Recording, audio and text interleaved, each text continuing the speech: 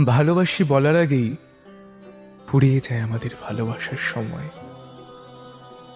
প্রেমের আগেই শুরু হয় অন্তর্বিরহ। মনে হয় সবচেয়ে কম মানুষের এই ভালোবাসার সময়। খুব দ্রুত শেষ হয়ে যায় তার আয়ু।